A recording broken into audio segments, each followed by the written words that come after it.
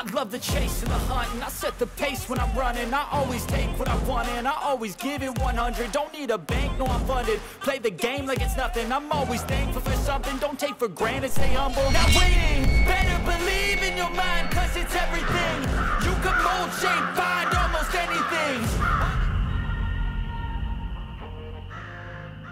Hey everybody, this is Praxis, and I am recording this video from an undisclosed location somewhere underneath the path of the 2024 solar eclipse. This is... Okay, that's not going to work out. I was recording a video at Ethical Preparedness' house. I visited him to view the eclipse because he lived under the eclipse path. It was also an awesome opportunity to visit with him, and when I recorded the video, it was just... Even for the low quality standards for audio here on my channel, there was just too much wind, so I thought I'd re-record it now that I'm home. Back at my place, look how tall the grass is growing. I cut this right before I left. It was an excellent trip, but there was something that came up during the trip which required me to use some of my preps, and I wanted to talk about that in this video. Preps that are really important to bring while you travel. Now, I know a lot of times when people travel and go on vacations, they think of it as kind of being a break from their normal life, and for a prepper, that might feel like, well, it's a break from my prepping life. But I think nothing could be further from the truth, the idea that, when you're on vacation, that's a time to put down your prepping sort of lifestyle, your prepping sort of state of mind. In fact, I think of camping specifically as being kind of like a pre-planned controlled bug out, where you bring together materials to sustain you for a certain amount of time. You go out into a location that's not your home, where you don't have the normal supports that you're used to, and your preps, your camping equipment that you bring with you, either succeeds or fails in sustaining you during that time period. So vacations and camping in particular, I think, really goes hand in hand like peanut butter and chocolate when it comes to prepping. And I certainly used some of my preps on this trip. It was an excellent trip.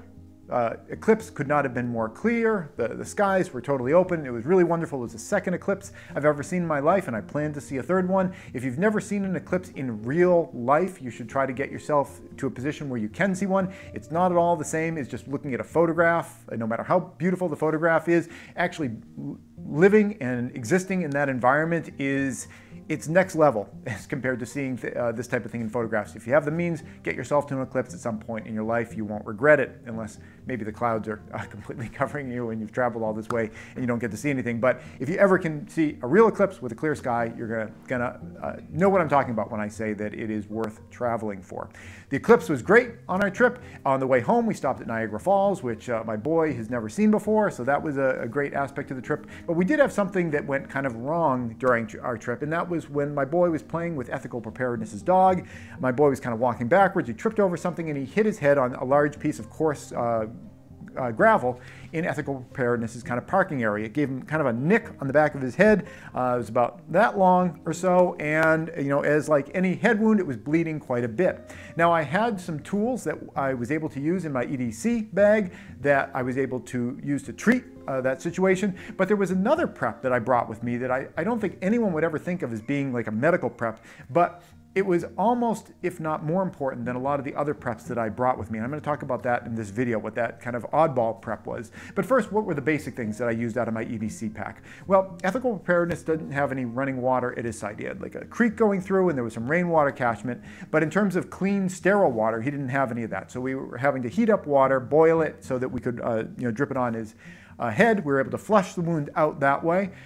In addition to that, once the wound was flushed out, I put some bacitracin in it. Bacitracin is an antibiotic ointment, so I got that into his wound so that it try to avoid infection. I used cloth that I just keep in my pack all the time to try to control the bleeding and to kind of wipe things up. That made things less messy, but also from a trauma kind of situation, the blood was all dripping down here behind his ear and going all down his shirt and neck, and that can be really traumatic. It wasn't the most severe injury ever in the world, but for my boy, it was probably the most severe injury he's ever gotten. So that helped awful lot with the trauma, being able to get it all kind of mopped up like that. The last item that I used out of my medical pack was ibuprofen to try to help with the pain and also to get the inflammation down. When he first had the The wound, if this is like your normal head, it looked kind of like this. It was kind of a gouge, and it was swollen up on the sides. And I was concerned that those sides, I wanted them to come back together so that it'd heal properly. Once you got the ibuprofen, everything kind of relaxed. All the sides of the skin matched back up again. And, that was part and parcel of the whole, keeping it clean and sterile and the inflammation down in order to promote the healing. And at this point, it's healing quite well. The one other item which I used out of my medical bag, which wasn't super critical, but I thought was helpful, was a pair of tweezers. Not using tweezers as tweezers, but I used them as kind of like a miniature comb. The hair on his head was all going willy-nilly across the wound site, and I didn't want the hair to get stuck into the scab and be uncomfortable for him later. I don't have a comb in my medical bag. Maybe after this I might want to have a little comb. A comb would have been great to kind of part the hairs and just get them off to the side, but since I didn't have that, I used the tweezers to kind of comb the hair with like two little, it's like a comb, but with like just two little teeth on it. I was able to comb the hair out of it, and because of all those steps, I was able to create a situation where the wound was able to heal up. If I failed at that, I was able to use, or I was able to have the access to antibiotics. Now, I don't bring antibiotics with me in my EDC pack all the time, because if you leave it in your car, they're going to heat up, in the summertime, and then your antibiotic shelf life is going to be much reduced. But because I was visiting a fellow prepper, he just so happens to have emergency antibiotics on him. He lent me his Jace case. I'm going to put a link down in the description below if you want to get your own Jace case. They, as a company, offer all sorts of emergency antibiotics and other medications that you can keep stockpiled in case of an emergency.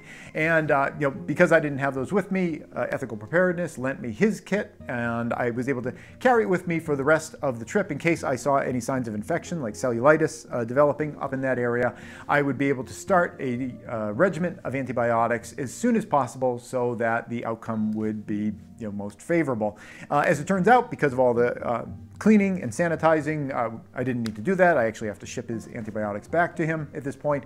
But it was nice to have the antibiotics as that kind of insurance. Like all preps, they make you feel a peace of mind knowing that you may not need them, but if you do need them, you have them. Now, there was one other item that I mentioned, which is kind of unusual, that really helped during River's healing process, and that was a mobile internet device that I carry with me whenever we go on an extended trip. I have this backpack. It was provided to me free of charge for me to kind of try out and occasionally share with you guys if I ever choose to, by a company called Nomad Internet. And I don't frequently use it, but I have used it on a couple of occasions, and on this trip in particular, it was a real, not lifesaver, but morale saver for River. Now, River looks at this whole experience in a way that I'm really proud of. A lot of people, adults included, would probably have this happen to them and then just be like, this trip is awful, I just want to go home. They see things as either all good or all bad. River was able to see the experience as very positive, for the whole trip, even like the very day after he got his head injury and it was still kind of hurting him. He was talking about how the trip was still good. He just wished he hadn't hit his head. So I'm really proud of him for that. But I think one of the things that helped him to get there was that the day of the event, when he was really upset, it was throbbing, it was hurting, it was blood all dripping down his head, he was really distressed from that. I was able to sit him down, get him an internet connection, and he could watch movies on his little tablet. Now, we bring a little digital tablet with us camping, not to use it really. It's the kind of thing we just kind of pack, just in case, maybe it's like a rainy day in the tent and you've been reading books all day and maybe you want to play a game or something like that. So it's not the kind of thing that I bring planning on using it, but it's kind of like a what-if device. And that's the same for this Nomad Internet. Because I was able to get him sitting down and just watching movies, not only did that help him emotionally, but also physiologically. He was able to just calm himself down, get his blood pressure down, get his stress level down, and that has a physiological effect on wounds when you can just calm yourself down. And I found it super, super useful. I don't mention it much here on my channel because I'm not much of a salesperson, but if you are looking for a mobile internet service, I'd highly recommend Nomad Internet. Like I've said, I've used it on a number of occasions. Wherever I've been, it seems like it always can get a connection. The connections are pretty fast. I mean, he was able to watch videos without any kind of issue. In fact, the only place I've ever had trouble connecting using my Nomad internet device is in a valley down in my backyard over here. That's like the only place on Earth so far. I'm sure there's other places on Earth, but that's the only place on Earth so far that I've found where I've had trouble connecting using that device. Other than that, everywhere else, it's worked really, really well. And if you have a phone like I do that's just for phone calls and texting and you don't have any kind of a data plan, it's a nice thing that you can add that will give you that opportunity to connect to the internet if you wish. And if you don't own a phone and you just have some kind of a internet device and you have the Nomad internet gear, what you could do is just pay the subscription fee for the Nomad internet connection, and then you can do voice over IP calling, like using like Google Phone or Google Voice or whatever they call it. They keep changing the name of it. So it's kind of a way of connecting to the internet, and you can kind of get your free phone service and texting service, using kind of an internet service for that. So I found it kind of useful, and I just pass it on to you guys. I'll put a link down in the description below to that and to many of the other things that I talked about in this video. But overall, what I wanted to leave with you guys in this video is the importance of not dropping your guard when it comes to prepping and preparedness. Even if you're going on a vacation, always have kind of a contingency plan, always have kind of a backup plan in case things go sideways. This trip for me went really, really well, with the exception of River hitting his head, but we were ready for all sorts of other things, including our car breaking down, or if there were GPS issues. I bring maps for the entire country so that we can find our way home even if GPS isn't functioning. Even when you're vacationing, even when you're traveling, it's always important to always stay and remain a prepper, because the reason that we do that is to make sure that our lives can always be as calm, peaceful, and stress-free as possible by being prepared. That's it, and thanks for watching. Hey YouTube preppers, if you enjoyed this video, here's another that I think you might like. But before you click on it, I wanted to take a moment to thank all the people you see on the right-hand side of your screen. They help to support all the work that I do here over at patreon.com. If you'd like to join them and get your name added to the list, the link's below.